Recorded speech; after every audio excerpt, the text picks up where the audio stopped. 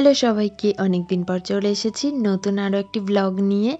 আর এই ব্লগটা কিন্তু আমার কাছে ভীষণই স্পেশাল, কারণ এটা আমার ছোট সোনাকে নিয়ে আমার প্রথম ব্লগ আমি ইউটিউবে পোস্ট করছি।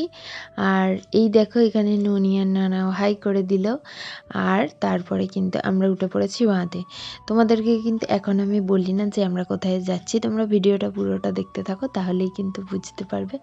আর এই যে ও কিন্তু গাছপালা, গাড়ি এগুলো দেখতে খুব ভালোবাসে। ও এগুলোই দেখতে দেখতে যাচ্ছিল আর ভীষণই মজা পাচ্ছিল। যদিও এটা প্রথমবার ওকে নিয়ে বাইরে গেলাম, সেরকমভাবে তো ওকে নিয়ে বাইরে যাওয়া হয় না। আর এখানে ওর মণিমার কোলে করেও আবার যাচ্ছি আমরা সবাই মিলে হেঁটে হেঁটে। আমরা যেখানে যাচ্ছিলাম সেটা আমাদের বাড়ি থেকে বেশি দূর ছিল না, তাই আমরা সবাই হেঁটে হেঁটেই যাচ্ছিলাম। আর এই দেখো, তোমাদের দেখিয়ে দিলাম সর্ষের ক্ষেত। ভীষণ ভালো লাগে এই শীতকালে। মাঠগুলো একদম সুন্দরভাবে এই সর্ষে ফুলে ভরা থাকে। আর এই দেখো, এটা আমার ছোট্ট বেবি। চলে এসেছি আমরা মন্দিরে, তোমাদের বলাই হয়নি।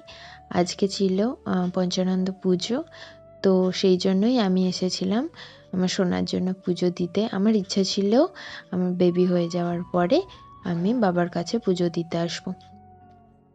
যেহেতু ওর অন্নপ্রাশন হয়নি, তাই রাতের দিকে তো কোথাও নিয়ে যাওয়া যায় না, তাই এখানে সকালেই এসেছি পুজো দিতে। দেখতে পাচ্ছ কত ভিড় হয়েছে, সবাই এখানে মেনলি পুজো দিতেই এসেছে। এখন পুজোই হচ্ছে, আর বিকেলের পর থেকে রাতের দিকে মেলা বসে।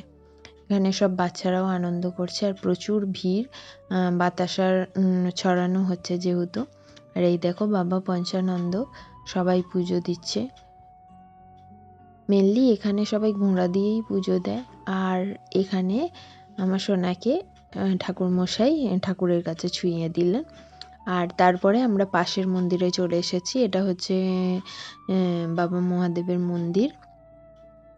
এখানেও এসে ওকে শুইয়ে দিলাম। ও কিন্তু একটুও ভয় পাচ্ছিল না, এটা দেখেই আমি অবাক হচ্ছিলাম। আর এখানে ঢাক বাজছিল, ওটা মন দিয়ে দেখছিল আর ভাবছিল যে এটা কি। আর এই যে সবাই এখানে পুজো দিচ্ছে। ওর এগুলো সমস্ত কিছুই কিন্তু ফার্স্ট টাইম। ও সেরকমভাবে কিন্তু এখনো পর্যন্ত বাইরে যায়নি, আর এগুলো এত লোকজন এত কিছু আগে কখনো দেখেওনি।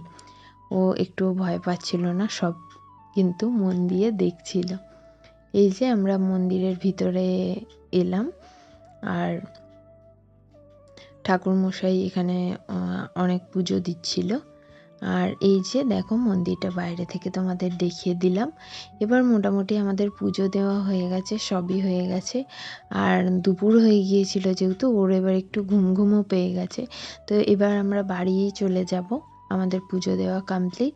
আর এই দেখো এখানটা কি সুন্দর লাগছে না এই জায়গাটা।